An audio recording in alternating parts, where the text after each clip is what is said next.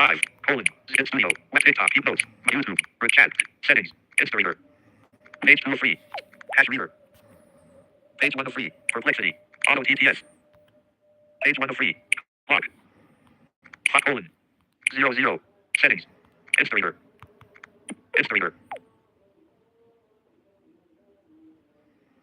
tools, button, play, button, replay page, button. Page 297. The rain fell harder. Georgie let the silence hang. Franklin checked his notebook and plugged Kathy's landline number into his phone. There was a small pause, then it started to ring. 5 rings became 10. After a few more, it turned to pips as the call rang out. Which meant nothing in itself. She for the day, or they could have fled back to her sister's commune in Gordon. When they'd touched base yesterday, Kathy had been home in Dalesford and apparently cast off her stalker suspicions. Maybe her uncertainty returned. Franklin dialed her mobile. On the 7th ring, he could have sworn the call was answered, yet no one spoke. The line stayed open for a few seconds, then disconnected. He redialed. It went straight to message bank, so he left an urgent request for Kathy to call. Drummed his fingers on the steering wheel. He gunned the car and pulled the wheel, accelerating too hard for the wet conditions. The Commodore fishtailed. Franklin scarcely noticed. Page 298. Chapter 36. Eventually, Helena spoke again. The hardest thing I have ever done was ask John to leave us. The hardest thing. Helena missed Georgie's incredulous expression and continued, you see, I have never stopped loving him. He was a good husband and father with just us. But I could not condone his business side. I could not have my baby grow up near his associates. They were bad men, and the man John is while he is with them, he is a stranger to me. So, you think of him as a Jekyll and Hyde. Georgie couldn't control her. Sarcasm. It is hard for you young women of today to understand. Well, yeah, I do find it hard to get my head around. He's a fucking murderer for openers. No offense to you, Helena, but I don't see any redeeming features in your husband. That's because you do not know him and perhaps because you don't have the same expectations of marriage, children, caring for the family home. You have careers, choices. My generation, particularly those with conservative parents and from very traditional towns, which was my upbringing, we were raised to be good wives and mothers. John too was, she clicked her fingers, searching for the right phrase, hardworking and providing for his family. It is unfortunate how he chose to do. Page 299. That's why I had to distance Michael and me from it all. This time Georgie hesitated, weighing the duty to speak her mind versus social conventions. Then she exploded, unfortunate is not a word I'd use either. Becoming a major player in Melbourne's underworld isn't comparable to settling for mowing lawns despite wanting to be a landscape gardener. He's not a bad man. Helena's cheeks were red-spotted. We must have different dictionaries. Georgie felt flushed too. They stared at each other. Georgie refused to apologize for being blunt. The woman clasped her hands and held them to her lips. Praying, or controlling her anger, whichever, it was intense enough that her knuckles turned white. Excuse me, she left the room. Georgie stiffened. Helena was passionate and powerfully built for her age. She'd be no pushover, particularly if she came back armed. The scent of baking cake rose from the oven. Normally it would make Georgie's mouth water. Now, it made her stomach acids churn. She didn't know what to do. Should she stand with the island bar between them? Wood and granite, that thing wouldn't move in a hurry and could be a good safety barrier. I'm sorry. Helena spoke softly, but in her tense state, Georgie jumped. The older woman hovered in the doorway. Her eyes were puffy, and she sounded tired or sad or both. I cannot expect you to understand, but I will always love my husband. We'll agree to disagree then. Georgie paused. She heard those words echo in the voice of John Franklin. When did he say them? 2 or 3 days ago. Page 300. She pulled her mind to the present as Helena dropped onto the other seat. So you're separated but not divorced, and you still love him. She tried not to sound judgmental but wasn't sure she succeeded. Yes, that is correct. Yes, we keep in touch, regularly, and yes, once he is released from jail, he will visit with us here.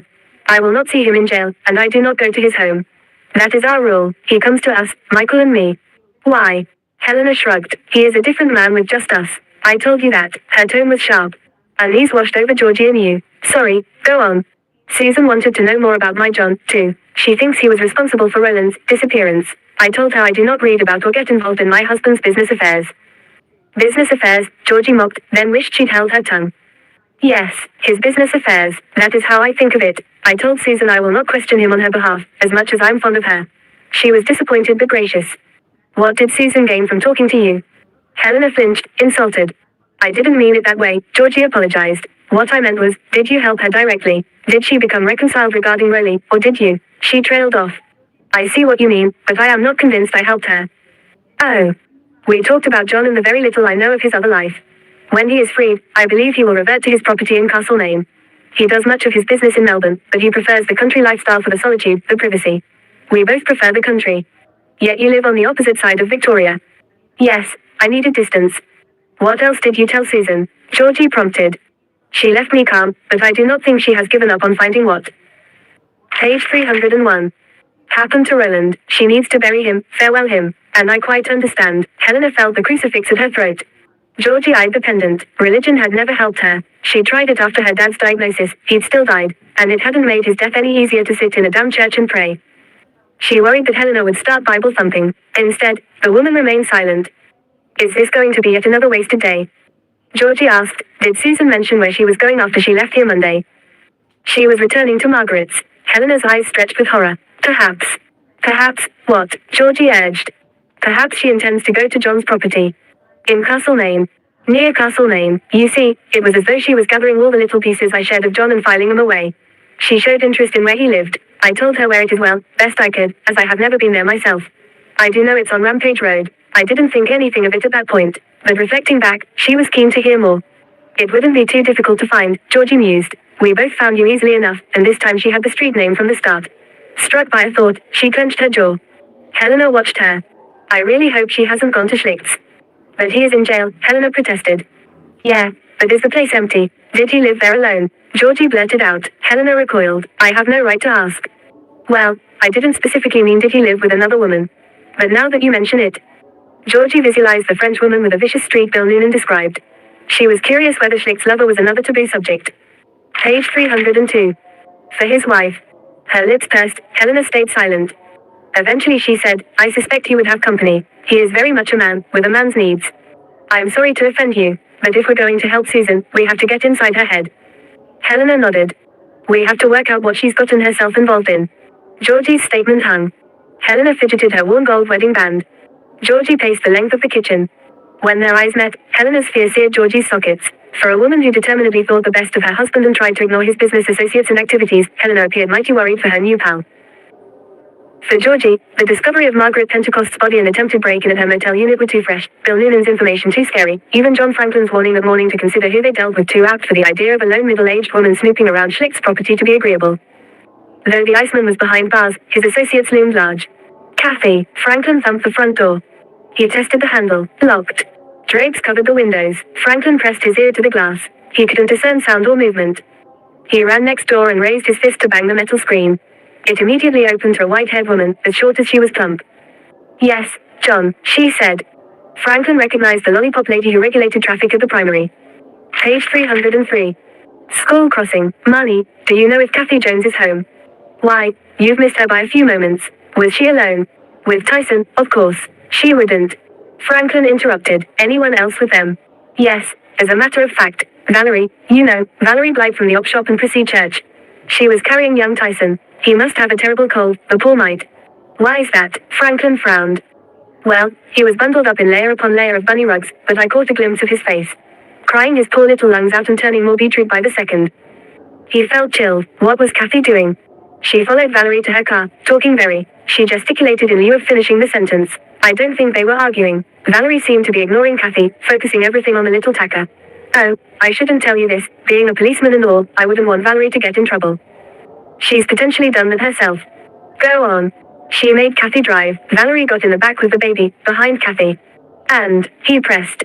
You see, I don't think they put their seatbelts on, and Valerie doesn't have a baby seat in her car, so Tyson wasn't restrained properly. Almost laughable. If failure to restrain a child was Valerie Blythe's worst offense, he'd be a happy man. Which way they go, Marnie? She chewed her thumbnail. I'm not sure. Towards the church.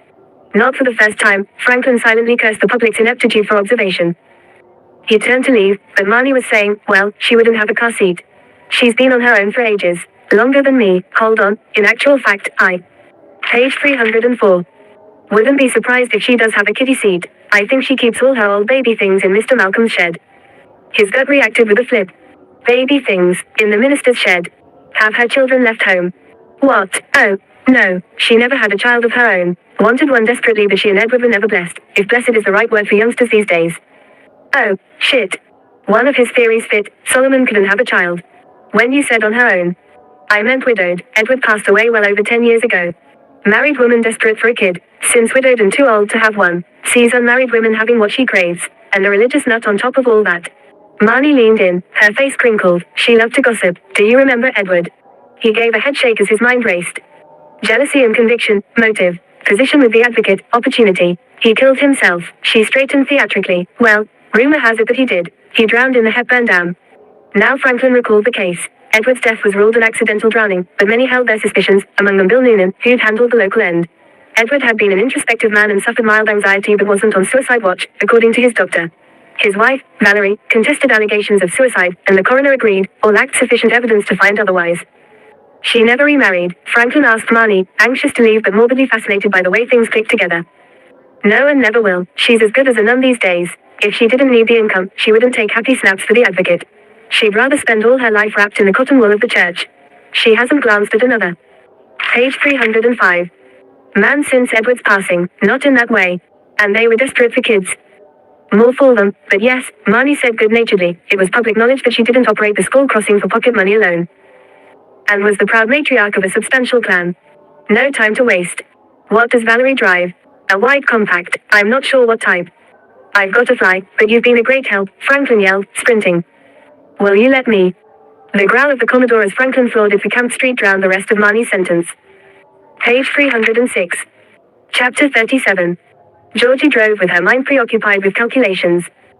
It was 15 days since Susan Pentecost's aborted telephone conversation with Ruby Padley that Saturday and about as long since she'd spoken to Bill and Gabby Noonan and the Pattersons next door. After her court hearing the following Friday, Georgie reluctantly at first had answered Ruby's cry for help. Only 9 days ago, it seemed much longer. With each minute, she became more wound up. Franklin registered a small white Toyota parked outside the church. Valerie lights. Empty. He jogged to the front door. His hand unconsciously dropped hip-side to the phantom gun holster. AWOL along with his capsicum spray and baton, he was about to enter the worst type of incident, a volatile situation involving an infant unarmed and without backup. Foolhardy. But every second could save a life, or lose one. My baby, Franklin heard Kathy say. He crouched and eased the door until it was wide enough to squeeze through. You don't deserve a child, another female said, presumably Valerie Blight. People like you, she dripped disdain, don't deserve children. Page 307.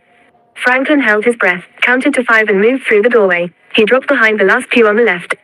Please, give me my baby, Kathy said, speaking low. Franklin realized she'd instinctively modulated her tone to decelerate Blight's aggression. He peered down the aisle towards the altar. The book had been moved, but it was otherwise as he'd last seen it. He ducked. At Trafalgar, Georgie nosed the spider towards Melbourne. A ute trailed too closely. She tapped the brakes, forcing him to pull back, and returned her thoughts to Susan. Last Monday, Georgie reported Susan's disappearance to John Franklin, the arrogant cop at Dalesford. On that same day, Helena Wakovska farewelled her new friend, who was ostensibly about to return to Margaret's home in Ballarat. 2 days later, Megan Frawley had sherry with Susan. That made her the last living person to see Susan before she vanished, that Georgie knew of. Before Susan was abducted, murdered. No, what makes you think you deserve this child? You aren't virtuous, a righteous woman. You're a slut, a whore. You had this child out of wedlock, you sucked the community dry.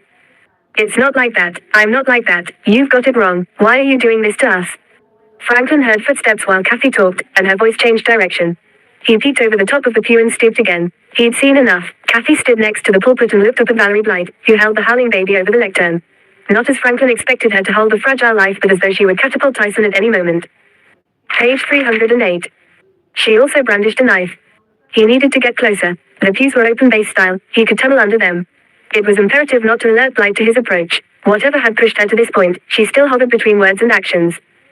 His presence could push her into the abyss and cost Tyson's life. Vanished, abducted, murdered, the words stung Georgie. She drove numbly until she checked her rear-view mirror. Get off my tail, you moron. The ute continued to tailgate, a mere foot or so from the spider's bumper. Georgie was pissed off but determined not to overreact as she had to yesterday's logging truck episode, and her anxiety for Susan absorbed her again. She noticed the prematurely dark sky. Drizzle would soon intensify into another storm. The driver behind flicked on his headlights. High beam or set wrong. White spheres blinded Georgie.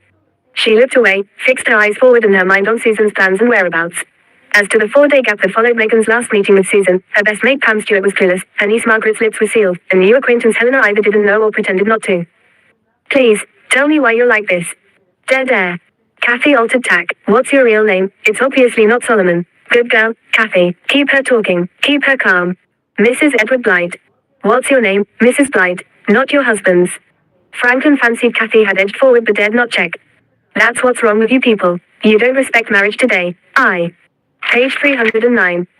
Respect my husband and my marriage. How long have you and Edward been married? Kathy's higher than normal pitch revealed her strain.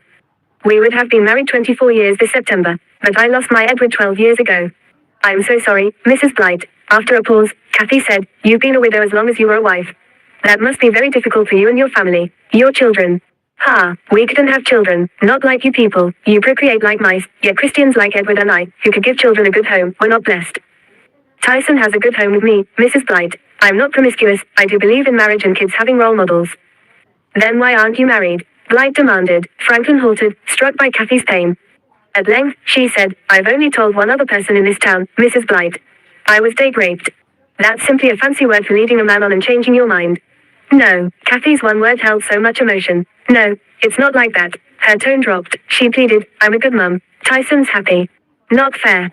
Blight's muffled reply barely reached Franklin as he burrowed through the pews. Could her hands be over her face, or one hand, as she gripped the baby with the other? He wondered about the knife. What's not fair, Mrs. Blight? I was a good wife, a good Christian. I've done everything right. You don't see me cavorting with other men. I still love my husband, almost equally to God. Her words hung, then Blight continued, I wanted children very much.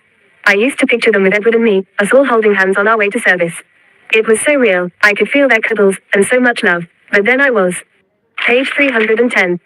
Punished, first by taking my children, then my Edward, and I don't understand why. Do you blame God? I don't know, I'm confused. Stop talking, what's that? Franklin froze. He'd knocked to him book to the floor. Georgie couldn't shake off doubt about Helena's reliability. Their meeting felt too easy. Helena had answered her questions with little resistance. It troubled Georgie that she lived like an ostrich, with her head stuck in the sand about her criminal husband. How far would her loyalty go? Would she lie for him? Would she kill for him? Had she killed Susan and lied to Georgie from go to woe?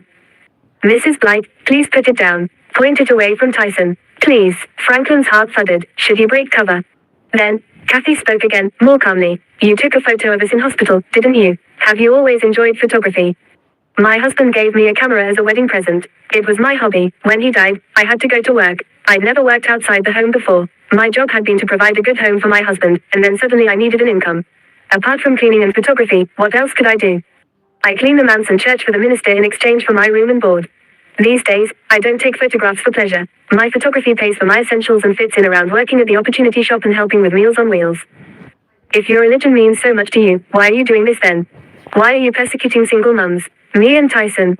Because you people won't listen. Blight's voice rose. I warn you all, but... Page 311. You haven't changed your ways. That Christina is a rat, having sex willy-nilly. But that's Christina, not me, or the rest of us, Kathy corrected gently. Franklin reached the third row from the front. He approached from the opposite side of Kathy and hoped she locked Valerie's attention. I warned her, then the next thing, she is seeing yet another man and strutting with her breasts on display like a prostitute. She's fooling with married men. She's a home wrecker. So, what were you doing when you threw a rock through her window? How do you? Were you symbolically stoning the adulterous woman? Kathy overrode Blight. I don't get it. How can you justify what you've done? Kathy, back off. Don't make her angry again.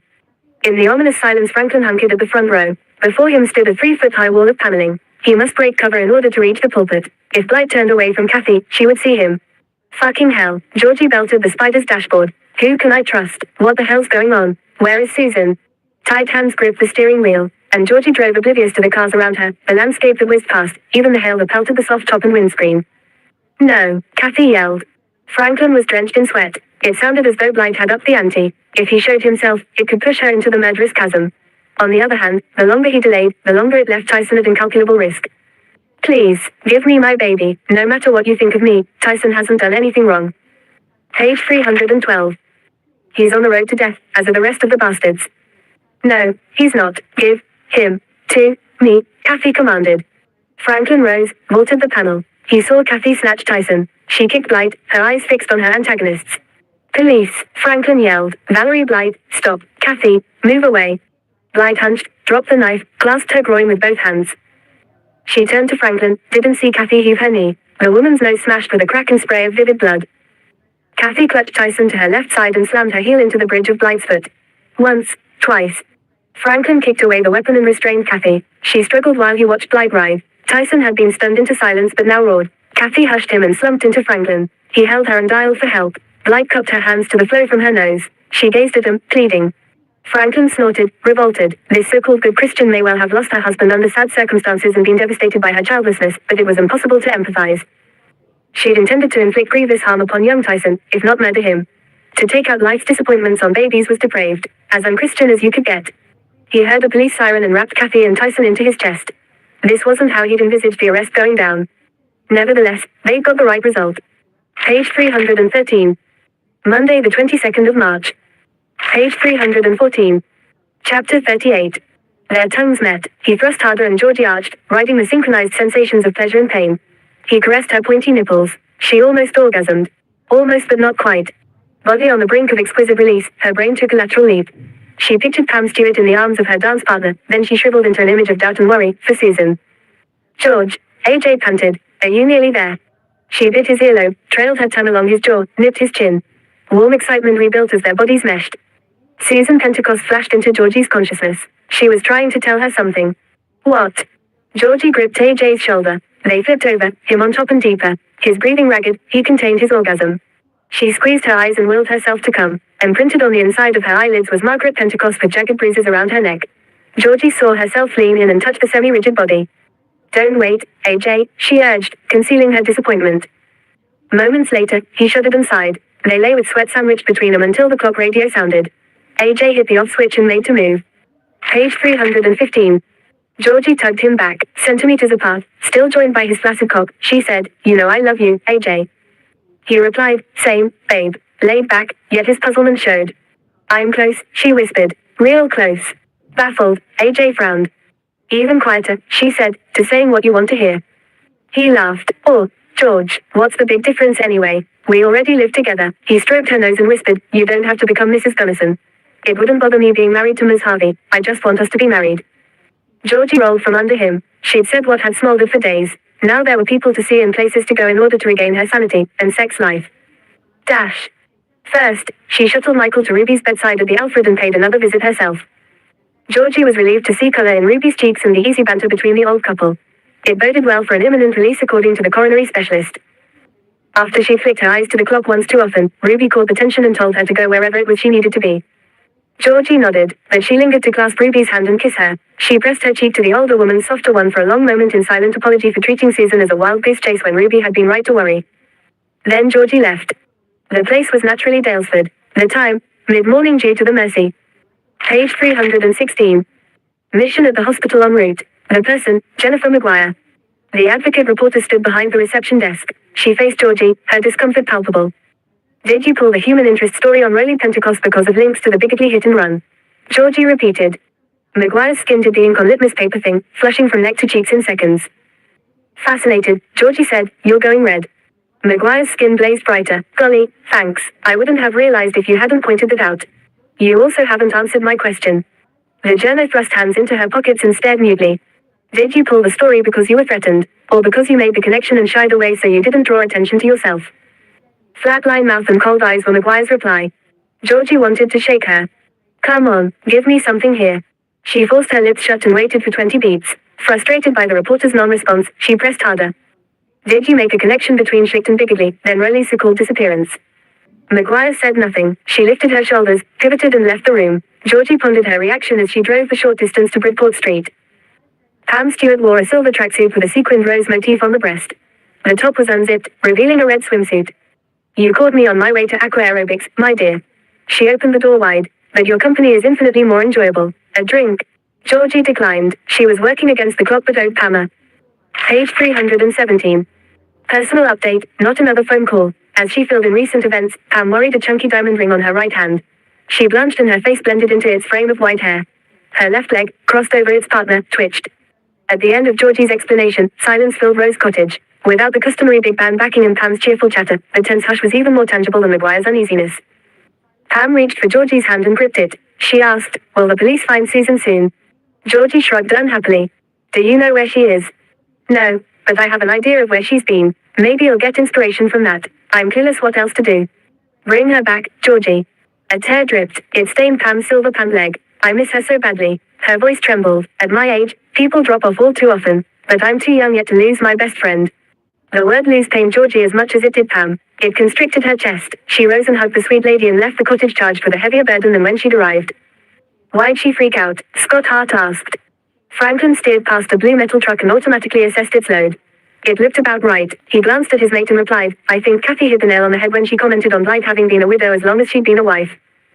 That pushed her from writing the sicko Solomon letters to throwing rocks at Christina's place and abducting Tyson. Not in itself. It seems to have been a combination of things. Franklin lifted one finger for each point. She's still mourning for her hubby and not having her.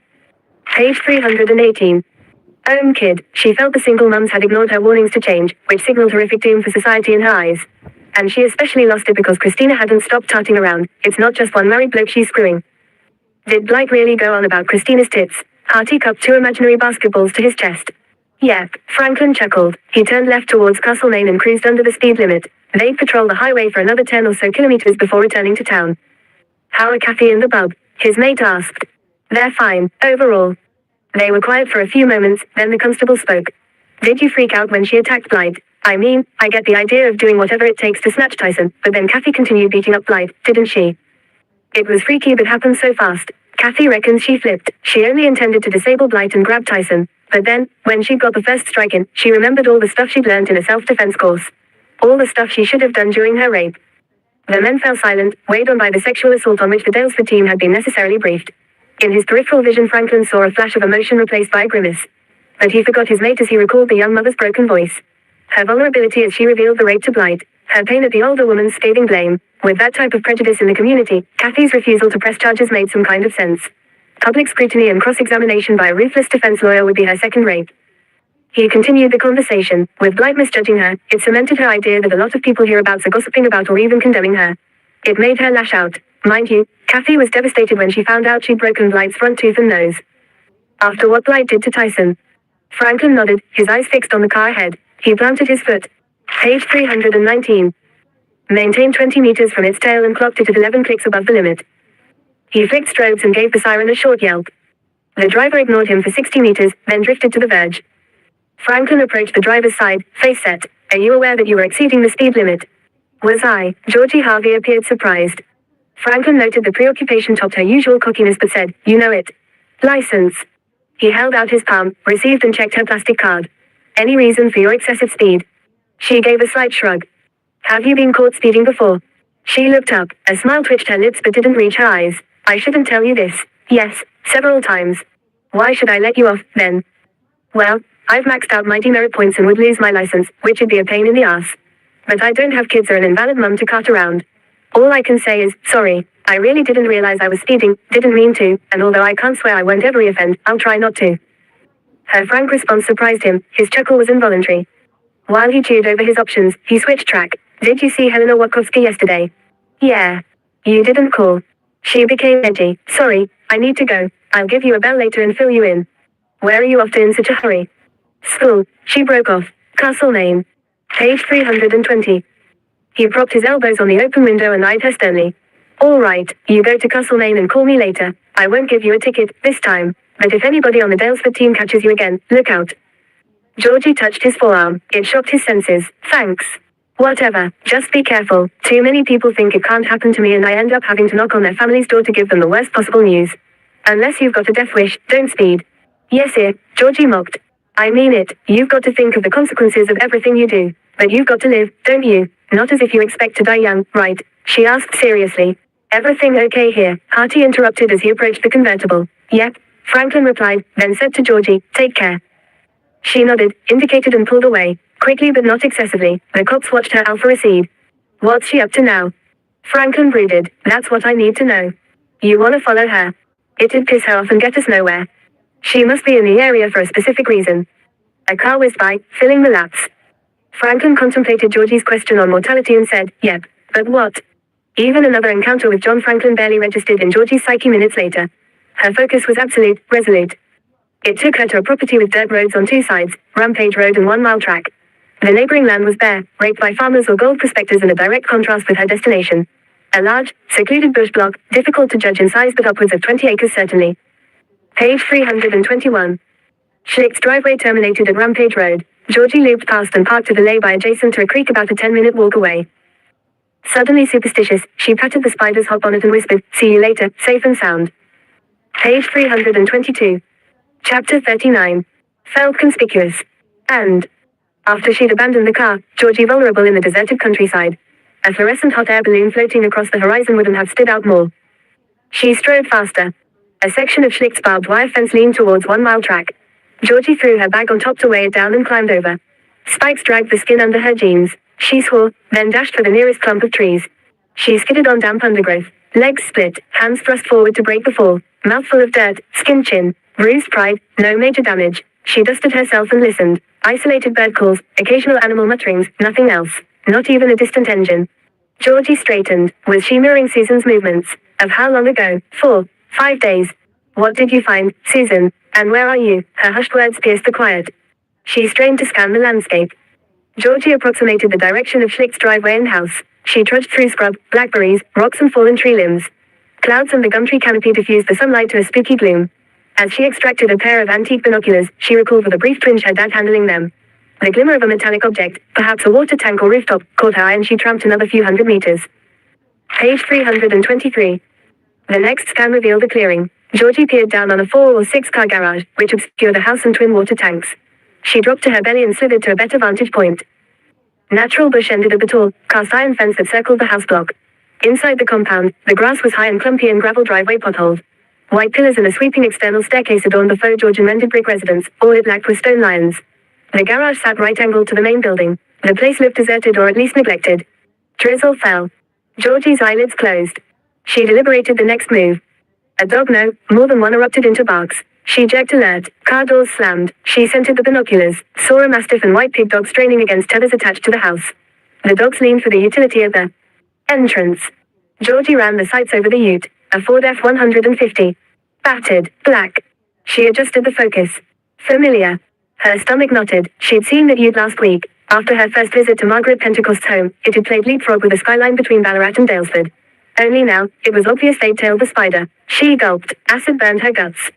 The ute had also tailgated her yesterday as she returned from Helena Wakovska's. Had Schlicht's henchmen stalked her on other occasions, seen every place she'd been, followed her home. She flinched as her mind fired. Helena may have conspired with the F-150 driver. Or, on the flip side, she'd. Page 324. Being forced to explain Georgie's visit and face consequences for helping her. She shook her head. No, they wouldn't dare rough up the boss's wife, especially with his release imminent. A gruff bellow silenced the dogs. They dropped to their haunches. 2 men exited the house. The first guy was a rotund baldy. His body was scrawny but otherwise nondescript. Both Caucasian. She'd definitely seen the first one before. Behind the ute's wheel. Anywhere else. They departed with a skid of gravel. Georgie evaluated her options. Leave, contact Franklin and suggest he get a warrant to check Schlicht's place.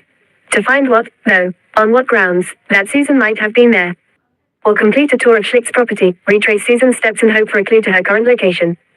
The thugs would be out a while. No-brainer. Georgie stamped out cramps in legs and butt and scrambled down to the clearing. The dogs exploded into intruder bark. She ignored them, easier done than shaking the guttural voice inside her. Get out, get out, get out. The chant swelled with each step. Close now, she muttered, while the cat's away, huh? The Iceman would be irritated by the neglected lawn and the weeds that choked the driveway.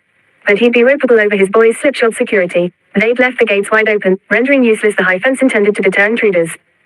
She tried to channel that into a good omen but grew more pensive with each step. The front door provided little resistance to a twist and push. Page 325. Georgie froze. Would there be an active alarm system? She risked it. The living room with its once posh furniture stank. Bags of putrid rubbish spilled over. Feet or fists had perforated the plaster walls. She saw pizza cartons growing fair, smoke discoloration to paintwork and carpet stains, even a dog's turd in the corner. Georgie gagged, pinched her nostrils and did a rapid search of the rest of the house. Schlicht's opulent home would need major work before his release, thanks to his pals. On the outside, there was no sign of Susan or Rolly Pentecost. Outside, Georgie gulped fresh air. She killed a few moments, then skirted the mastiff and headed for the garage. She edged open the side door and crept through. Wall 1, a selection of tools, oils and fluids, a couple of jerry cans alongside a messy bench. She scanned clockwise, took in a pearl white XJ6 Jag Daimler, the means of Bigetley's murder. Her gaze flicked over a Corvette shell and one empty berth. She halted at the other occupied car space, large shape, shrouded in a dust cover. Georgie held her breath. She grasped the front center of the cover, inched it upwards, speed read the number plate. Ah, fuck. Her hips swayed and her legs began to shake. She needed to be sure. She tugged off the cover, double-checked the make and model. Susan's Land Cruiser. She tried the handle, locked. Afraid, she peered inside. Empty. Clumsy hands retrieved her mobile and dialed a number. The phone pipped and cut out. 0 service. 0 help. Her breath shallow, she couldn't fill her lungs. Pam Stewart's earlier plea resonated. Bring her back, Georgie. Page 326. A tear streaked Georgie's cheek. I'm too young yet to lose my best friend, Pam had said. I'm so bloody sorry, Pam. This doesn't look good. Georgie's body quaked, her blood turned glacial, teeth chattered, feet embedded into the ground. Mate, you're driving me insane. Franklin glanced at Scott Hart. He followed his glare to the steering wheel, noted his fingernails drumming it and grimaced an apology. If you're so worried about Georgie, why don't we go to Castlemaine? We're nearly halfway. And look where, Harty, she's had a huge head start and could be anywhere. A tension headache pulsed and Franklin rubbed his temples. His eyes tracked a car as it snaked the highway. It was silver, the new white for cars, and merged with the gunmetal sky. The bleak outlook amplified the clenching in his guts. It's got to be better than doing nothing, Harty insisted. Franklin planted his foot, with a glimpse forward, then in the rear view mirror, he overtook a motorcyclist. You're right, something tells me we've got to find her, now. Page 327. Chapter 40. Sensation finally returned to her legs. Fear of discovery overrode all else. Survival instinct kicked in. Georgie faltered outside Schlick's garage. The most direct route was the driveway, but if the thugs turned up, she'd be dead. It seemed sensible to retrace her steps through the bush. Sensible but protracted. She looked in the opposite direction and caught a glimpse of metal. If it was the neighbor's roof, it presented the safest exit. If, too many ifs. She pushed through the undergrowth, stumbled, hauled herself upright and leveled with a bunch of broken stems on a shrub. Here, there, she spied torn foliage. She crept forward, followed a corridor of damage. The wounds in the brush were clean, bright, recent. How recent? Today, yesterday. She noted scuff marks, narrow trenches, more or less parallel and set in the near dry ground. Something, or someone, preceded her. Minutes later, she quit the scrub and faced a brick chimney, incongruously erect while the rest of the cottage tumbled inwards. The warped rust-stained iron roof accounted for the metallic glint she'd glimpsed. The stone walls and support timbers were a jumbled mess, yet the doorway remained intact. It beckoned Georgie, or, more accurately, the drag marks to its mouth defied ignoring. Page 328. Self-preservation assumed second place to curiosity, not inquisitiveness, a cheerless, gut-wrenching need to know. She reached into her pack, desperate for a cigarette. Then she paused. As smoke changed nothing, this wasn't a time to procrastinate. Georgie tugged the strap over her shoulder and sidled through the door. In the tiny cottage, she climbed under and over various obstacles with urgency tainted by dread. She pushed aside sticks of abandoned furniture, kicked an old pan and its lid by the hearth. Among the forest of timber and junk, it was impossible to discern drag marks beyond the doorway. Despite the implications of Susan's vehicle in Schlick's garage, she felt a twinge of optimism. Hunch proven wrong. Susan's not here. Yay, right. Georgie hunkered and rescanned the ruin. She noted fewer animal droppings in one area and that the array of timber appeared less haphazard there than elsewhere. She started to kneel, remembered the rat shit and sank into a squat. When she lifted several loose planks, her stomach lurched, and her pulse went berserk. A hole, access to the cellar, close call. She slowed her breaths to clear her head. She swung her mini torch into the gap and cursed its tiny beam. With the maglite clenched between her teeth, she descended, rung by rung, each step tentative. In parts, the ladder had disintegrated, and Georgie scrambled and stretched for the next foothold. A rung broke underfoot. Shit, she swore around the torch in her mouth. She lost balance and dangled by one hand. That impact hyperextended her shoulder and elbow. She gasped with a stab of pain. Eyes wide with fear, she panted and felt around for the next rung. A few heartbeats later, she continued the descent, her armpits damp with perspiration. Georgie sniffed. A rank odor overlaid the cold cellar. Page 329. She thought about Michael and Ruby and Pam. She felt obligated to them but wanted to beat a retreat. She pictured the Noonans and Helena and was still tempted to run. If she hadn't owed it to Susan herself, hadn't felt bonded to the woman, Georgie may yet have fled. But as her feet struck the brick floor, she shrugged off the oppression. Quick, it mightn't be too late. Using the maglite, she located a door, a cupboard, or a passage. On opening it, she tripped. The torch dropped and rolled. She fell, one arm extended and the other protecting her head. Instead of the impact she expected, something broke her fall. Georgie shrieked. She retrieved the torch and shone it over the floor. Her hand quivered. She used a double grip. Illuminated legs splayed at impossible angles. Puffy face and neck, rainbow of bruises. Georgie moaned. Reluctantly, she reached and lifted a cold hand. Limp, aware of the futility, she pressed the neck. This close, the stench made her retch. Pulseless, lifeless, Susan's body sagged under her fingertips. Flesh slack, rigor mortis must have passed. She just managed to turn away before spewing a stream of vomit. Still gagging, Georgie ran the torch over Susan again. A tie lever protruded under Susan's hip, incongruous among the debris. Georgie arched the beam along the woman's other arm. To her hand. She recoiled, made a mewing cry. Within her musty tomb, Susan gripped a skeletal hand. Little remained of what must be really Pentecost. The dashing, silver-haired, smiling man in his navy cardigan, reduced to a gold wedding band, inert watch, snags of cloth and leathered skin. Georgie backed up to the ladder, slipped, banged and bruised her body in frantic haste. Guessing their original position, she dumped the timber planks back over the pit, then she ducked and weaved through the ruin and into the... Page 330. Scrub. It was pouring rain, charcoal clouds blocked the afternoon sun. Instinct drove her, hopefully towards 1 mile track and her spider. About 5 minutes later, unsure if she traveled in the right direction, Georgie halted. She retrieved her mobile and checked for service, weak but present. She dialed, the phone pipped and cut out. She ran on, desperation in smoker's lungs making her wheeze. She dropped to the ground and tried the phone again. This time it rang. John Franklin. Fuck, John, you have to get to Schlicht's place. Belatedly, she added, it's Georgie. I've found Susan and Rolly at Schlicht's place on Rampage Road, outside Castle Maine. Are they? Number. They're both dead. Where are you? He shouted. His voice stabbed her eardrums. Georgie pulled the phone away. I'm getting out of here. She told him where she'd left the spider and gave directions to the property. Franklin said, we're actually nearby. But don't delay, get out, right now, and wait for me at the station. Okay. Promise me, he demanded. Georgie freaked out even more. I promise. Her hands shook so hard it took both to disconnect. She sprinted and soon came to mile track. Barbed wire fence that bordered dirt road. With luck, it was one. Georgie's saturated clothes dragged her body. She recognized landmarks and fumbled for her keys before sighting the spider. Page 331. She tried to insert the key into the driver's door. Come on, get in. Shit, that's it, thank. Both her arms were yanked from behind. She hadn't heard anyone approach or seen their shadow in the torrential rain. She twisted, saw Baldy and nondescript on either side. A third assailant materialized, slammed her skull into the car. Georgie screamed, agony and fury equal. She recalled what an instructor had told her. The most important rule of self-defense, hit the bitch switch. Stop, back off, fuckers. She pivoted, tore her arms free and swiped at Baldy. He punched her guts, winded, she gasped. Nondescript snagged her arm behind her back. The other person, a female, laughed. It sounded cruel, vicious.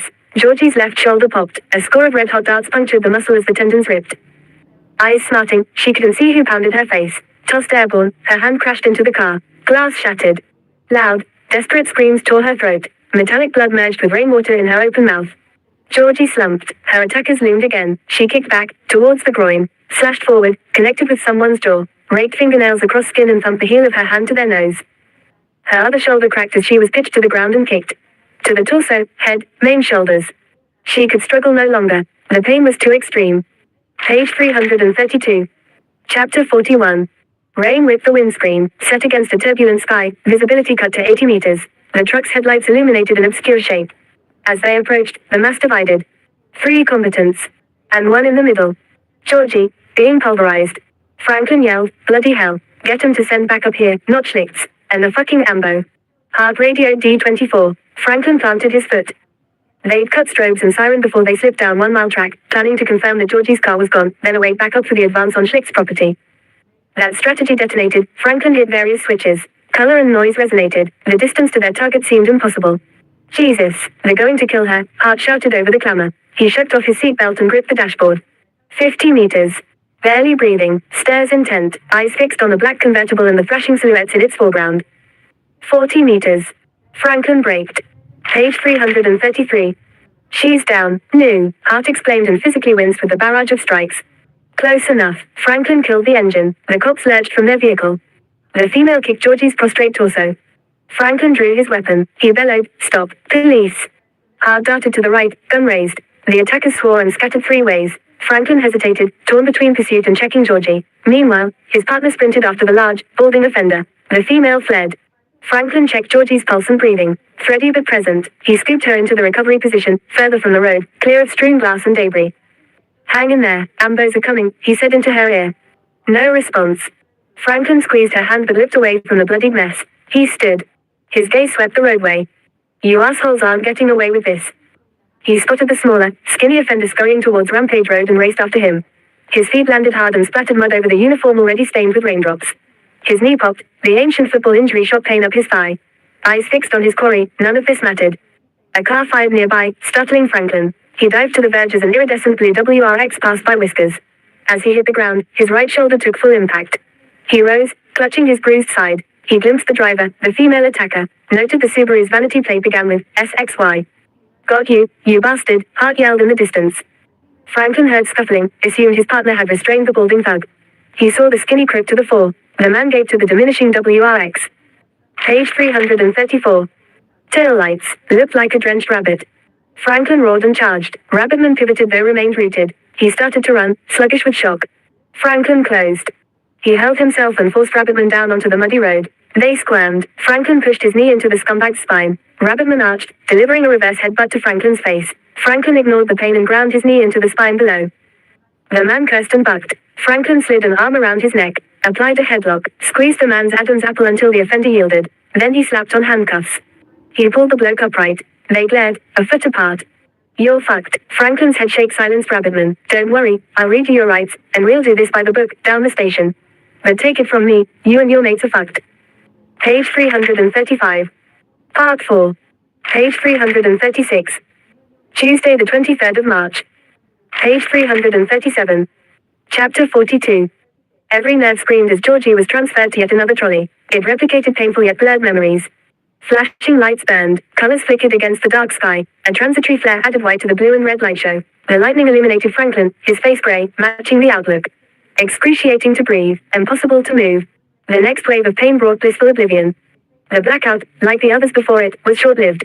I'm thirsty, she tried to say. A mumble came out. Frustrated, she silently cried and drifted into unconsciousness.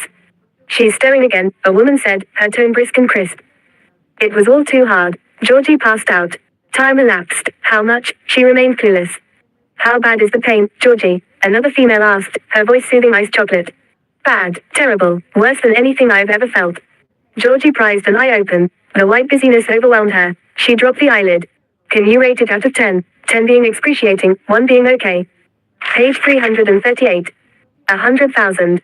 Squeeze my hand if you can't talk. I'll work up from 5, 5, 6, 7, 8. Still not there. 9, 10. Georgie pressed the soft hand. Welcome back, Georgie. It's good to hear from you, even if it's just a squeeze. 10 out of 10. I'll get you something for that pain soon. The nurse prodded and probed. She talked incessantly. It hurt Georgie's brain. She tried to curl away, into the fetal position. Go. Pain stabbed from every direction.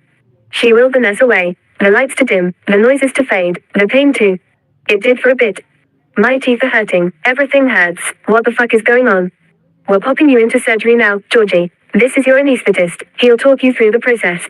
Later. Are you alright, dear? A male voice, young, sympathetic, effeminate. A tear plopped through a crack in her eyelid. It streaked her cheek into the side of her mouth. Salty, warm. Where's AJ? Lydia, I want my mum. We can't have tears, Georgie Porgy. After an efficient swipe of her cheeks, the man crooned, there, that's better. Better for who? The nurse left. Georgie battled psychedelic images. Susan, Rolly, an underground tomb. Her frantic call to Franklin. Key in the door, home free. Hands rotated her body. Slam, her head into the spider. Panel dinted. Slam, a fist to her face. Arm flung back, shattered glass sprayed. Slam, a boot to her ribs. Another to her already raw shoulder. Page 339. Someone laughed, crazed. N-O-O-O-O-O-O. Her scream gurgled. Brief hope shrank to despair. N-O-O-O-O-O-O. Beyond caring. The lights extinguished. Franklin brushed past Paul Wells as he tagged behind Lunny. Looks like your neck is finally in the news, the constable goaded. Sorry, Franklin challenged. Wells smirked and sauntered on. Cockhead, go back to the big smoke. Better yet, accidentally discharge your gun into your ugly mug when you clean it. Furious, Franklin dropped onto a chair in the sergeant's office. Be careful what you wish for, Lunny commented dryly. Franklin rubbed a hand over his jawline. Did Lunny know what he'd been thinking? The sergeant steepled his fingers. It's kinda crazy out there, isn't it? He referred to the station, crowded by the full complement of Dalesford members, along with transients from Homicide and CIU. Franklin stifled a yawn and nodded. He and Harty had watched the Ambos whisk Georgie Harvey to Castlemaine, then driven in the opposite direction, towards Dalesford, with their two prisoners, Baldy and Rabbitman, aka Broadbent and Scott, on board. There, he'd kept his oath to Scott and conducted the initial interview by the book. They then cleared the holding cell of the miscellaneous junk stored within and confined the crooks until they were transferred to Melbourne for further interrogation. As uniformed members, Hart and Franklin had Buckley's of getting anywhere near Susan and Rolly Pentecost's script except to direct traffic or fetch coffee for the detectives. Thus, they joined the search for Schlick's lover, Ariane Marquez. The third felon was on the run in her swanky blue WRX. Their hunt proved fruitless. Page 340. So, much later on, Franklin drove by Schlicht's property, which was illuminated like the MCG and swarmed with police officials. Next, he went to the hospital. There he camped overnight, alternately dozed and demanded information on Georgie's condition while avoiding her gathering clan and the media vampires. Occasionally, he phoned the station for updates. Each time he insisted on attachment to the connected homicide and assault investigations. Be careful what you wish for. Since his secondment to the homicide squad, Franklin fielded tireless inquisition by the high rollers from town and now awaited an interview with the district inspector. Be careful what you wish for.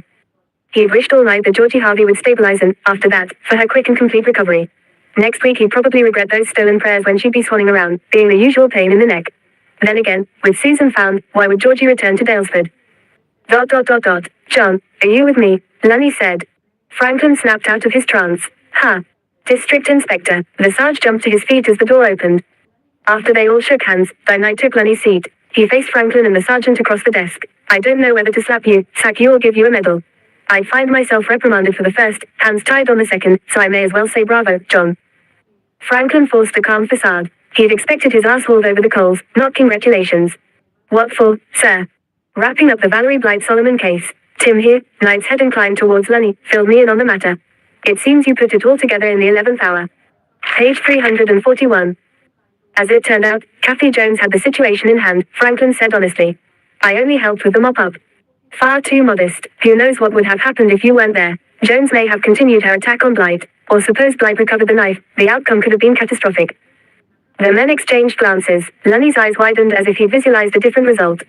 Knight continued, notwithstanding that, I'm certain the outcome for Georgie Harvey would have been dire if you and Hart hadn't arrived when you did. If you hadn't acted so swiftly, such a brutal attack, is it more shocking when a woman batters another woman, do you think? He stared at Franklin, and she was laughing, truly evil. With a headshake, that I muttered, terrible, terrible. Marquez tried to drive you down, and I believe she would have plowed straight over Georgie Harvey if you'd left her where she lay, is that right? Franklin shuddered. Thank God I moved her.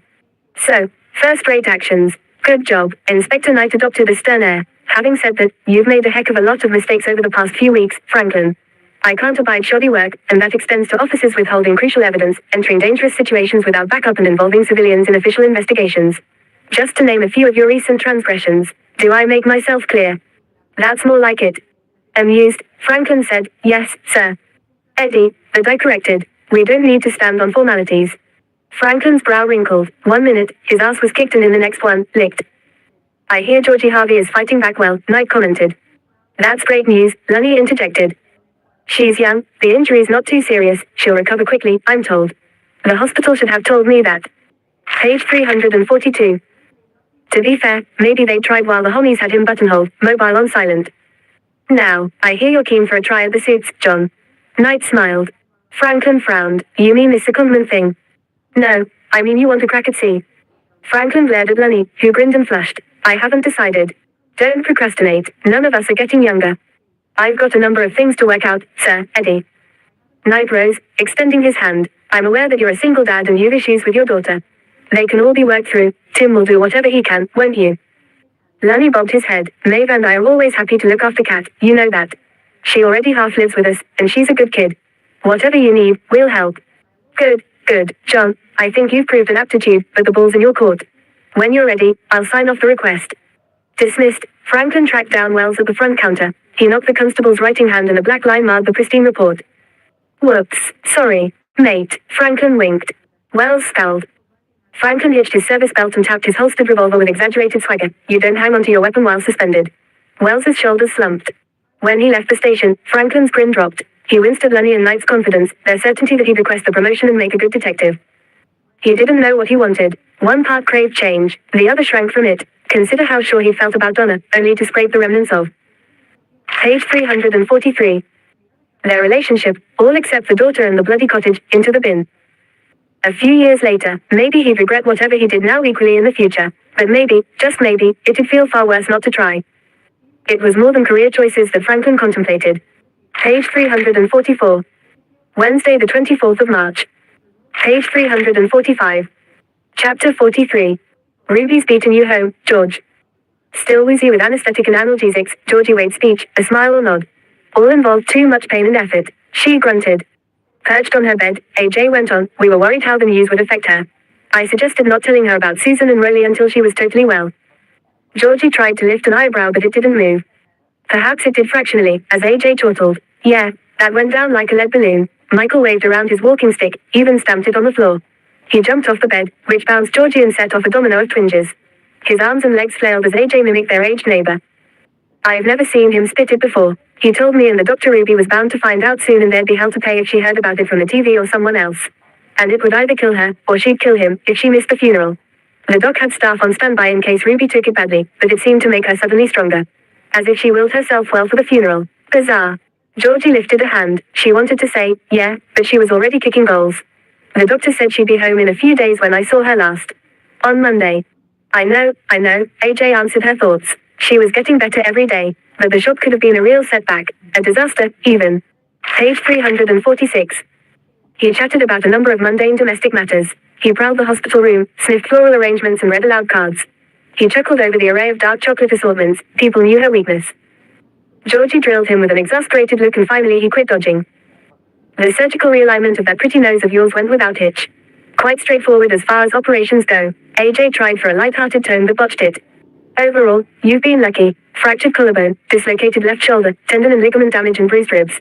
With strapping and rehab, they'll heal fine. It could have been a lot worse. Georgie blinked. Tears stung. She gasped, which made her torso shoot with pain. George, are you okay? Reassured by her mumble, he said, seriously, you've come out of this lightly. I can't believe you went on to Schlicht's farm without a second thought. It was stupid. You could have. He broke off. Georgie saw him gulp. Still in an unnatural pitch, he said, you should be out of here in days. Although it'll take a few months to recover properly. You're lying. There's more, isn't there? He turned away. Georgie stared at the back of his head for a moment, then dropped to the pillows, shut her eyes and blocked the stark whiteness. She could have mute the hospital noise so easily. Buzzers, laughter, clatter and a telephone that nobody answered. Her body and brain started to numb. Soon her chin sank to her chest. Ron and Joe will be in shortly. AJ's voice jerked her awake. They've been here. Page 347. On and off since you were brought in. All of us have, and half the police force. He laughed, but the word police jolted Georgie. She shifted, her body cried out. She reverted to the original position. Really? The nurses reckon that the cop who saved you visits every spare chance. And they said even the district inspector stopped by. You didn't know, you must have been out of it. She sighed, too exhausted to converse. Livia's asleep down the hall, but she'll turn up again any minute. It's amazing how fast everyone's sent flowers. Even David Ruddick and his crew have been thinking of you. They sent that. AJ pointed to a tall spray of cream blooms.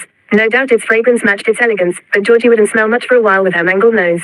Fancy David Ruddick having a soft spot for her after all. As he paced, Georgie thought, there's definitely something you're not saying. AJ, his name was a rusty whisper through split lips and swollen jaw.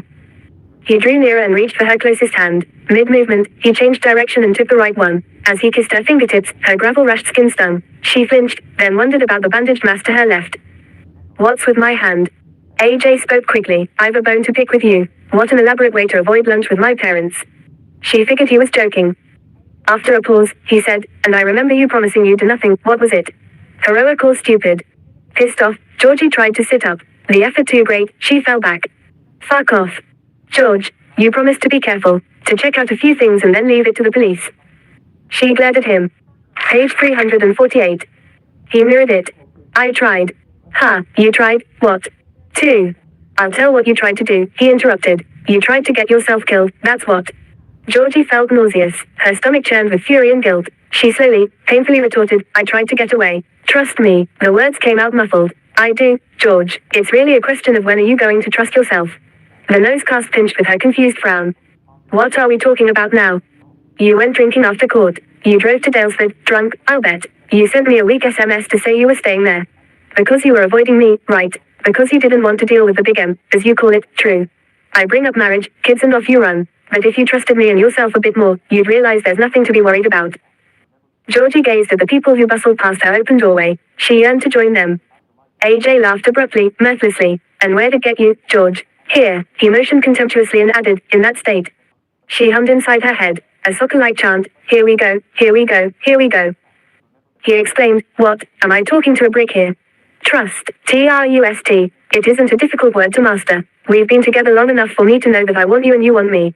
For the long term, I want to marry you, even knowing that you and my brother slept together. Georgie shot shocked eyes towards his. Surely you didn't think that Matt could keep it from me, but to be fair, we'd separated, and it was just one night, right? Yes, she whispered. Okay, so you've never cheated, although you're a hopeless flirt. But I'm convinced you love me, and the other day, you said you were close to. Page 349. Committing. He waited. She turned away.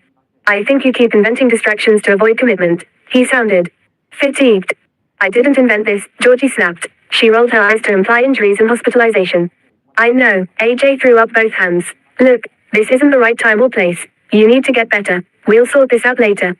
He sighed deeply. Silence expanded like foaming fillet gap. She searched for what to say to make it better. Her head pounded with discordant emotions. Eventually, he sat on the bed and fixed Georgie with a hound dog gaze. There's something more, isn't there? Georgie's lips were poised to ask when Livia entered with a wave of energy. The moment was lost, so Georgie sank into the pillows and watched two of the most important people in her life chatter, her mum and her man. Things would work out. Wouldn't they? Page 350. Thursday the 25th of March. Page 351. Chapter 44. What are you looking at, Dad? You, kid, you haven't turned out so bad. Thanks heaps, Kat whined, yet a smile lurked on her lips. What brought that up anyway? Franklin sipped from his mug. I don't know, it occurred to me that we've been pretty lucky, and as kids go, you're bearable. He laughed at her indignant expression. All right, you're pretty cool. Is that better? She smirked and stacked the dishwasher. This place isn't so bad, is it? Franklin commented. Kat shrugged. It's home, it's okay. After a sly peek she added, wouldn't mind a pull though. Wouldn't we all? He replied dryly. I've been considering selling. You can't. Why not? Because it's home, all our memories are here. Memories are portable, Kat. They don't stay locked inside four walls. At her horrified face he hastened to say, don't worry, I was thinking about selling. But changed my mind, but it is definitely time to redo the kitchen. What? And get rid of this lovely pink? She gestured facetiously. Yep, I'm thinking neutral walls. Imagine my dad talking about neutrals. And cupboards, with stainless appliances, he continued. How's that? Page 352. Sound. Are you serious? Can we afford it? Franklin chuckled and nodded. His kid surprised him no end. Sometimes shallow and selfish, sometimes sage and sensitive. She was a chocolate box without descriptions. And he loved the whole assortment. Don't you think we should finish the other projects first? She referred to the half-dozen or so renovation ventures he'd abandoned at 90% done. Stuff being sensible, if they kept the cottage, it was imperative to eradicate the last traces of Donna. We should, but we're not going to. I'll pick up a bunch of paint charts. He watched her retrieve a lunch bag from the fridge. What's on today? The usual boring shit, Kat grimaced, and the careers talk this afternoon. At least we get out of science for it. Now she grinned. Are you any clearer on what you want to do after you finish school? She shot him a cunning glance. Maybe I'll follow in your footsteps. Stunned, his automatic reaction was to say, you'll have to keep your nose clean from now on, then. No more shoplifting or trouble at school. Then his forehead knit. Really, though, a cop? She wiggled her brows. Potentially, you like being a copper, don't you? Mostly. Franklin pictured the recent few weeks. A multi-fatality smash, close call with a Bible basher cum abductor and aggressor and missing person case turned triple homicide that had left a woman hospitalized and him in cahoots with the homies. It amounted to the most exciting and harrowing period in his career. He wanted better for his daughter. I don't think it's for you. That's hypocritical, she censured. And what about you? At the start of the year, our coordinator said to expect a minimum of 3 major career changes in our working life. You're still on job 1. I'm happy enough. She curled her lip. Page 353. Perhaps I'll stay with the force but do something different. He thought he'd managed to sound casual, yet his eyes were riveted on Kat. How would she take it? For real, she dived onto the seat opposite. I'm chewing over C. It'd mean changes for us. You've always said I can do whatever I set my mind to. My turn to say it back. If it means that much to you, Dad, do it. Kat's advice ricocheted on the way to the hospital. Brian, Helen, Franklin greeted Inspector Mitchell and his offsider Kyriakos of the homicide squad. They shook and strolled in sync towards the ward, while Kat's words continued to shimmer. You've got visitors, Georgie Porgy. Surprised that she let the nurse get away with the moniker, Franklin viewed Georgie's grimace. You'll keep, Wayne Payne. She wiggled her fingers at the departing nurse, then surveyed her guests. Am I assisting police with their inquiries again? Or are the troops out there, ready to bundle me into the divvy van and escort me to the interview room, where you'll grill me until I confess all, then arrest me? Franklin observed the effort behind her jocularity. Georgie's skin had more color and her eyes more sparkle, but exhaustion and multi-hued abrasions marred her features. Inspector Mitchell laughed as he placed a bunch of yellow roses on the crowded bed trolley. A vase atop the bedside cabinet held the mixed bouquet that Franklin had left anonymously. While less glamorous than many of the other arrangements, they were pretty and cheerful. The detective sat on Georgie's bed. Franklin lingered at the foot. Before you start, Georgie said, I want one of you to tell me what's with.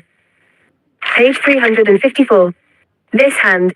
She lifted her bundled appendage. Kyriakos gave a surprised, "Oh." She glanced at Mitchell. They both fixed on Franklin. "They haven't told you," he said, appalled. "Number. They're either patronizing or dismissive. Same a phantom doctor who only seems to visit when I'm asleep will explain. It's pissing me off. I don't blame you. Well, here it is." He drew a breath and a line across his palm. "Your hand was sliced to the bone from the heel of the palm to the base of your index finger. There's nerve damage, and no guarantees how it'll heal. How bad does it look?" He shrugged. "I haven't seen it but believe it's nasty. Cosmetic surgery might reduce the scarring." "Georgie," Mitchell interrupted. "Sorry to push this along, but time's of the essence. We'll have questions for you later. Lots of them. Meanwhile, I guess you'd like us to fill in some blanks." "Hell, yes.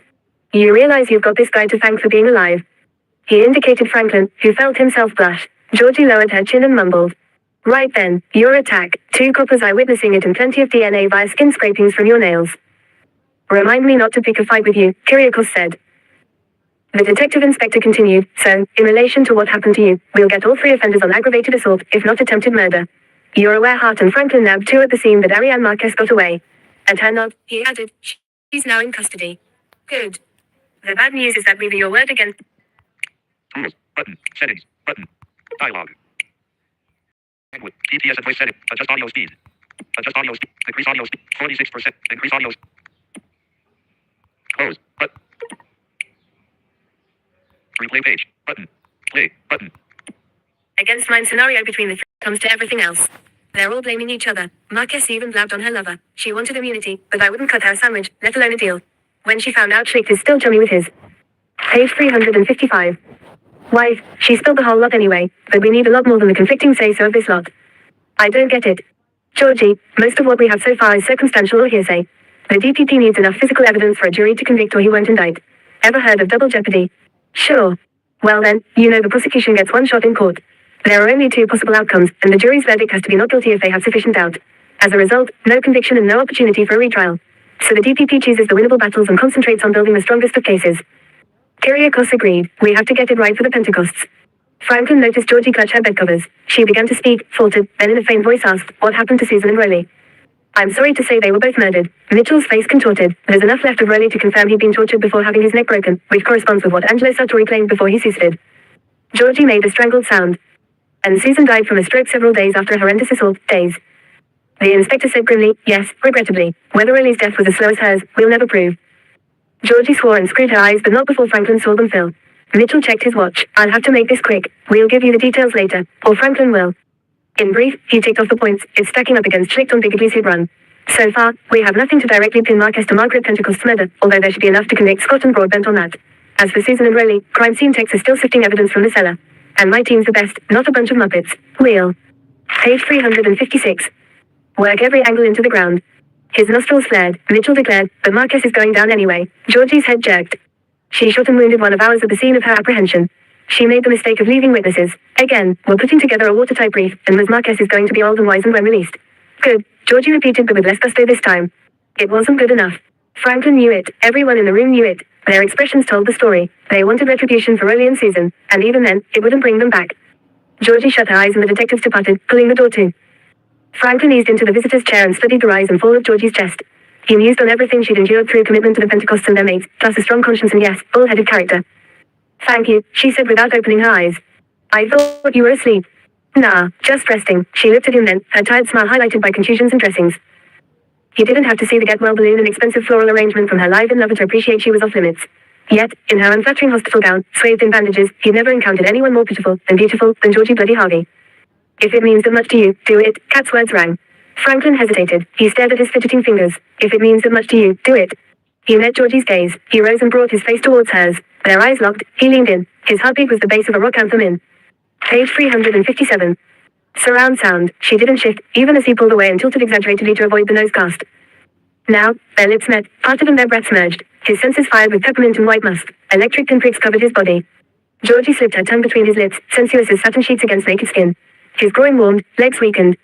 Their tongues tentatively touched and the heat escalated. He cradled the part of her face not marked or bandaged. She moaned. They broke away briefly as he scanned her. Had he hurt her? Did she want him to stop? She outlined the cut of his jaw, his nose, cheekbones. Her hand brushed his ear, circled his skull, drew him near. Franklin gently kissed her eyelids, and Georgie's eyelashes were butterfly wings caressing his lips. She lifted her face and they fused. This kiss was longer, deeper, more urgent. Oh, Jesus, he whispered. The reality of finally kissing her exceeded his imagination, infinitely. She silenced him by covering his mouth with hers. They explored. The bulge in Franklin's pants swelled and hardened. Their breaths were gasps and groans that overloaded the erotic thermostat. He pulled back and stared. His brow furrowed. He withdrew further. His fingertips traced her jaw to chin, hesitated at the small cleft. Then he straightened and severed contact. Neither spoke, their eyes linked. In a zone where the scurrying clamor within the hospital nurses and doctors in soft-soled shoes, the scratchy sound of wheelchairs or trolleys, conversations, arguments and televisions, didn't exist. A shadow crossed over Franklin. What the fuck am I doing? He shook his head. Georgie stretched her good hand but he retreated, pivoted, strode from the room. The door snapped shut. Page 358. Saturday the 3rd of April. Page 359. Chapter 45. The melody of a lone bagpiper drew Georgie and AJ beyond the aged timber St. Andrew's side, along the curved steps and through a cottage-style garden with its cascades of seaside daisy. Douglas McDougal stood apart, in full Highland get-up, blowing mournful fingers of music that twisted heartstrings and lingered in the chill autumn air. At the top of the stairs, Georgie turned to look down on Dalesford. So much for a sleepy country town renowned for romantic weekends. She blinked back tears and swiveled. Clouds traveled swiftly behind the neo-Gothic Presbyterian church. Weak sunlight illuminated its slate roof and lead-like windows. Beautiful, yet depressing, like the bagpipes. Despite a cocoon of pillows and tripled-up painkillers, the journey from Melbourne had been akin to an endless row of rib-jolting speed humps. Emotionally battered, too, she took AJ's hand. They leaned together and stepped through the arched entrance. Ruby and Michael Padley trailed and they all squeezed onto the end of a pew. The bagpipes ceased. An occasional sniffle or shuffle punctuated the descending hush.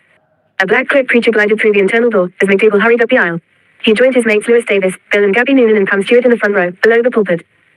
Georgie braced herself for the obligatory heaven, hell, fire and brimstone religious bullshit. Page 360. We are gathered here today not to mourn the deaths of Susan and Roland Pentecost but to celebrate their lives. What more fitting farewell than to rejoice in the gift of their mateship, their benefaction to the community. The minister gazed over the pews. I don't think I'm alone in thinking that it is especially poignant that we are here today on Easter Saturday. He let his words sit and nobody fidgeted. I am Minister Malcolm. He cleared his throat and waved to the coffins. These are my friends, as they're yours. So, let us step outside convention. Who wants to speak? Suggest a song, a hymn. This is your service today. Bill flanked the minister and pointed. A full house followed the old copper's finger. Georgie twisted with them. Confused, she sighed. Stand. He lifted his hands. The congregation rose. Georgie tried but gave up. Show your respect for Georgie Harvey, Bill demanded. What the hell? For what she went through for Susan and Rolly and their Margaret. They applauded, and Georgie wished for a trap floor. She shook her head, then grimaced with pain. 3 cheers for Georgie. She identified Gabby's voice. Hip, hip, hooray. At the third hooray, Georgie's mortification gave way to an embarrassed smile. She struggled up and said, no, please, it's not about me. She waved the congregation to their seats. McDougal replaced Bill. Susan and Rolly were grand chums, and I'll sorely miss them. Every Wednesday the boys and I play a few hands of cards and enjoy a wee drop of single malt at my place. We'll keep a spot at the table for Rolly. There were several chuckles as he returned to the pew. The steady succession of eulogies ranged from elaborate to impromptu by characters as disparate as the content. Meanwhile, Georgie's body uncoiled, apart from her clenched, throbbing jaw. After a hymn that Georgie mimed, Davis and Pam Stewart shuffled to the page 361. Altar. They stood with their arms touching. They smiled, yet tears streaked their cheeks. Pam glanced at Davis, who nodded. They looked to the caskets laden with wreaths. She said, most of you will know that this is Rolly and Susan's favorite. Georgie stiffened. She expected a soppy poem. Pam inhaled a deep breath and sang in the sweetest of voices. Georgie recognized the tune from her first visit to Rose Cottage and her mouth gaped. When Davis joined in, his was a gravelly timbre, not dissimilar to Louis Armstrong's. Pam crooned, Davis echoed, and that's my desire tore at Georgie's heart. While the friends sang, Georgie pictured Rolly and Susan in their 20s, twirling into their middle years, then older age, yet still gazing at each other with the excitement and love they'd felt on their wedding day, as captured in the photograph that had stood on the bedside table. As she listened to the lyrics, Georgie realized she'd never be able to hear them again without seeing the couple dance, and that the song would always make her heart sing and sob at the same time. The friends finished to cheers, foot stamps and claps. Pam dashed away tears. Georgie felt her own hand do likewise. It's too soon to say goodbye, but the music doesn't die, Pam said when the crowd quietened. Neither do, she faltered, Rolly and Susan. A somber lull ensued. Minister Malcolm filled it with his personal reminiscences, then thanked everyone for their contributions and extended a welcome to the final farewell. Georgie coaxed her sore muscles and joined the exodus, hobbling next to Ruby. They picked their way to the car and fused with the slow convoy. Over the hill, beyond bungalows, the Wombat Arms Hotel and Pastureland. To the cemetery. Page 362. Georgie spied the arrival of various cop vehicles, headlights on, their red and blue lights flashing mutely. Her mood fit the leaden sky overhead as she scanned the milling men and women in blue. He had besieged her thoughts for the past week. She could feel his lips even while asleep, and the sensation ramped up as she huddled among the fresh tombs in the old part of the Dalesford Cemetery. The bagpipes began to cry, and the minister's speech drifted. To avoid Franklin and the reality of Susan and Rolly's deaths, she focused on neighboring graves. A rusty wrought iron structure that resembled a cot, several grassy unmarked mounds. AJ's tug on her hand startled her. The caskets had disappeared into the deep voids and the mourners disbanded. Peripherally, she caught a wave from Helena Watkovska and a younger man, her son. They shunned the media greedy for a story on the Iceman's family and departed with paparazzi in pursuit. Matty Gunnison saluted Georgie. He jostled counterparts to his car, mobile to ear, undoubtedly dictating to the news desk. He ignored the advocate's Jennifer Maguire. Ready? AJ asked. She sidestepped out of his reach. They paced after Ruby and Michael, two stones sporadically rubbing. The longer the silence stretched, the greater the aura of hurt exuded from AJ. AJ's misery increased the intensity of Georgie's guilt. She was guilt-ridden over her survival where the Pentecosts had perished. About the stolen kiss, because she took from AJ although offered him little, all but some. The more her mood darkened, the more isolated she and AJ grew. They separated at the wake. Georgie beelined for the Noonans and sculled a beer. AJ lurked on the fringes, acquainted with few. Even as she took another bottle, the alcohol and analgesic. Page 363. Cocktail already blurred the edges of Georgie's pain. Ruby and Michael huddled with Anne Campbell, Susan's sister from Sydney, the women renewing their acquaintanceship of decades ago. Georgie spoke with Gabby and Bill and noticed an old man. He snuffled into a large navy hanky, drifted to the food table and picked at morsels.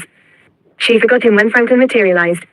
Georgie, he said, tipping his head, that mouth, a forced smile. He turned aside and beckoned. Kat, Georgie. So, this is Kat, his daughter. She's a knockout. Fuzzy-headed, Georgie gazed at Kat. Oh my god, she's got his eyes. She's seeing right inside me. She strained to concentrate, uttered something, hopefully it was sane, polite, her mind obsessed. Does Kat know about us? What's there to know? Nothing happened, right? Is he okay? Does he regret it? There's no us, is there? There's an AJ and Georgie, but there ain't no Georgie and Franklin. Not that there should be either. Georgie slugged a long draught of beer and caught Franklin's stare. It held regret and the same kind of longing AJ's retriever, Molly, assumed when she begged scraps. She severed the connection, scanned the room, saw the old guy in animated discussion with Ruby and Anne and AJ chatting with Michael and the minister. She spotted Pam Stewart, made excuses and ducked away. Pam. They hoped gingerly. Pam patted Georgie's back. When they broke, Georgie caught her friend's hand in her good one. How are you doing? Pam flapped her free wrist. She gulped and managed, I woke up this morning and I'm still here. They both smiled at her weak joke. Page 364. But more to the point, how are you, dear? They'd talked since Georgie's discharge, well aware that each glossed over their feelings to be a rock for the other. Georgie's eyes rolled to her strapped ribs and bundled fist, and then crossed downwards to her nose cast. As hoped, Pam laughed. Then a thought struck Georgie. How's Oscar? Pam sobered, similar to the rest of us, fretting, lost some appetite. Oh, poor little thing.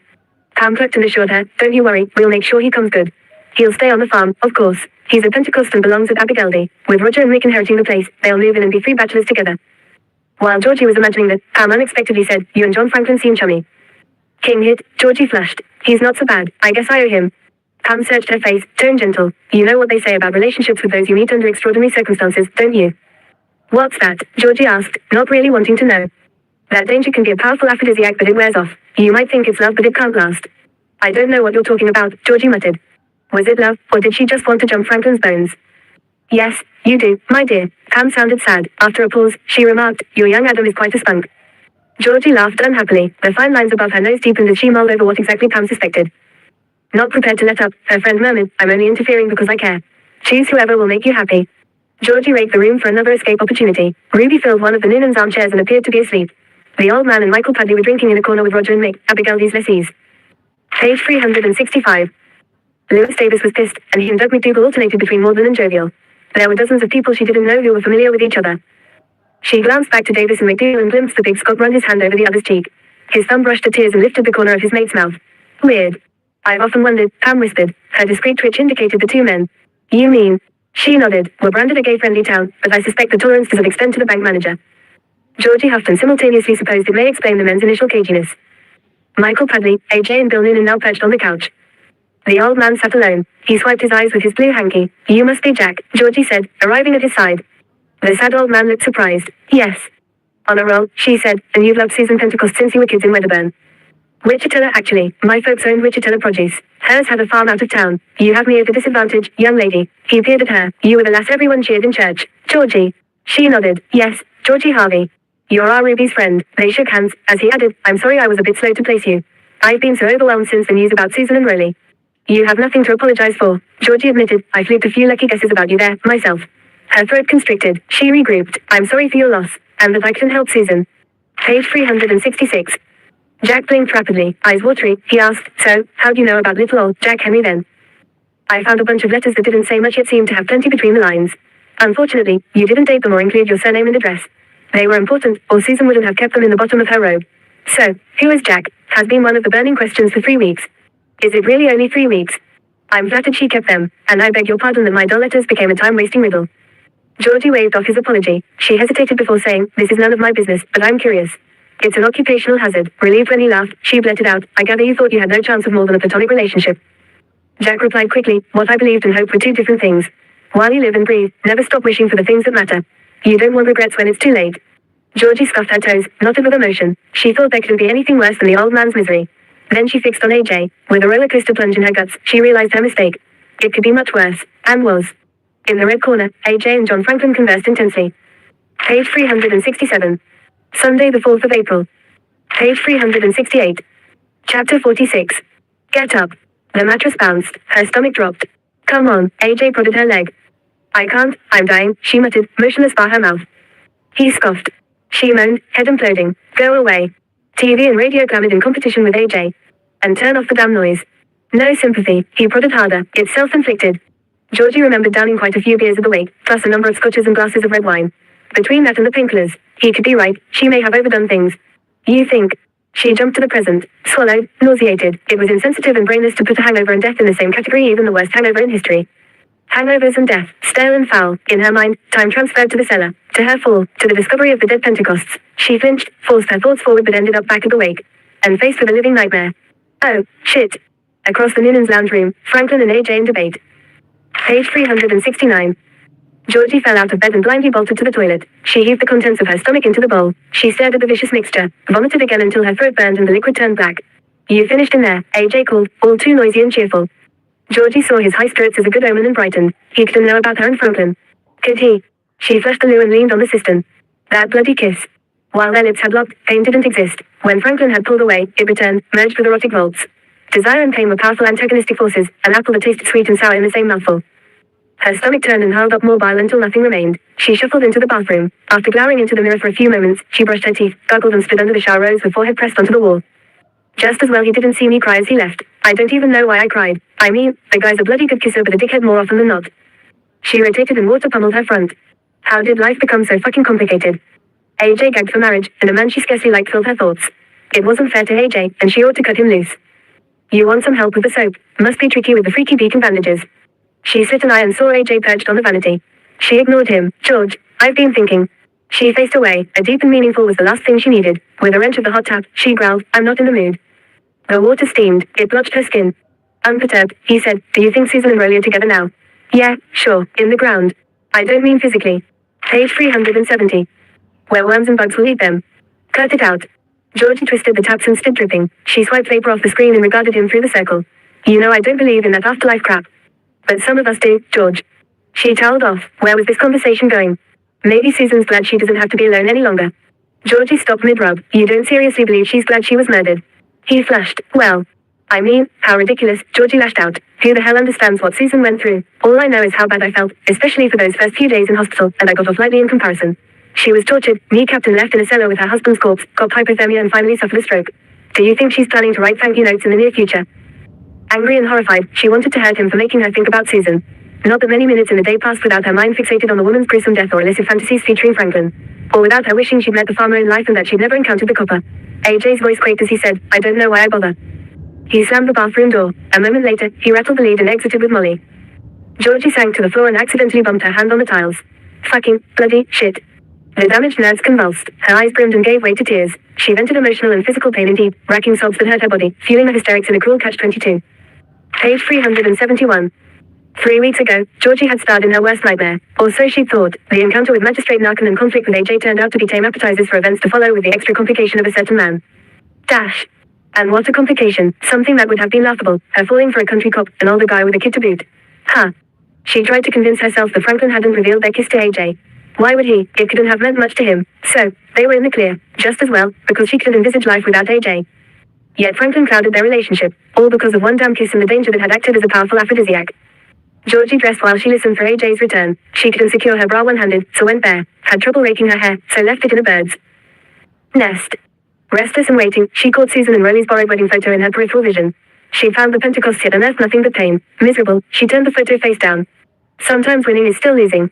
Page 372. Acknowledgements. Although several of the places and businesses in this book exist, all characters and events are fictitious and I've taken some liberty with setting. For instance, St. Andrew's Presbyterian Church on Camp Street was sold for redevelopment some years ago. Today, the church is hidden behind locked doors and surrounded by unruly gardens, and squatters allegedly shelter in the small hall out the back. Its copper spire may be tarnished, but this neo-Gothic church is a prominent Dalesford landmark, worthy of resurrecting in this story. I am grateful to the many people who helped with this book. Any mistakes are my own. Firstly, warmest thanks to the team at Next Chapter.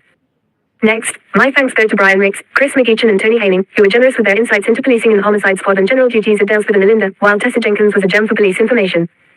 I'm grateful to the original publisher and editor of Tell Me Why, Lindy Cameron of Clandestine Press and Liz Theo respectively. Also cheers to the conveners and members of Sisters in Crime Australia who are passionate about the crime writing art, and for the nod to Tell Me Why with the Davitt Award Reader's Choice.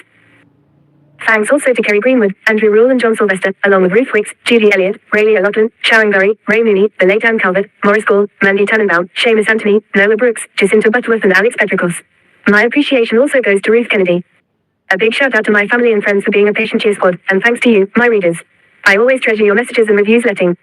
Page 373. Me know you've enjoyed my stories. I'd love you to join me on Facebook and Instagram or follow my website. Lastly, an ovation to my partner and best mate, Glenn. Without him, this novel and those after would not have eventuated. Page 374. Next in the series, Dead Again. Dead Again. Georgie Harvey and John Franklin book. Sandy Wallace. Will someone kill to keep their secret? Almost 2 years have passed since wildfires ravaged the tiny town of Bullock, and Melbourne journalist Georgie Harvey is on assignment in the recovering town to write a story on the anniversary of the tragedy. Across the state in Dalesford, police officer John Franklin is investigating a spree of vandalism and burglaries, while champing to trade his uniform for the plain clothes of a detective. When Georgie's story and Franklin's cases collide, she not only finds herself back in conflict with the man she's been trying to forget, but also uncovers the truth about how the fires started. A secret someone might kill to keep. A crime novel full of twists and turns, Sandy Wallace's Dead Again is a compelling story of murder and deception. Dead Again. Page 375. About the author. Sandy Wallace's crime writing apprenticeship comprised devouring as many crime stories as possible, developing her interest in policing, and working stints as banker, paralegal, cabinet maker, office manager, executive assistant, personal trainer and journalist. She has won a host of prizes for her short crime fiction, including several Scarlet Stiletto Awards, and her debut novel Tell Me Why won the Davitt Award Reader's Choice. Sandy is currently at work on a psychological thriller and a second collection of her short crime stories. She is still an avid reader of crime and loves life in the Dandenong Ranges outside of Melbourne with her husband. To learn more about Sandy Wallace, visit her author page on Next Chapter's website. Alert.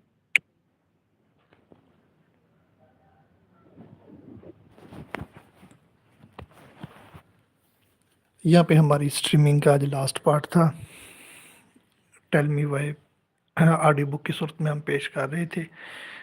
अभी तक हमारे साथ रहने वालों का बहुत शुक्रिया जिन्होंने स्ट्रीम को वॉच किया। उनमें अली मूसा है, Do you want to read from the beginning of the audiobook?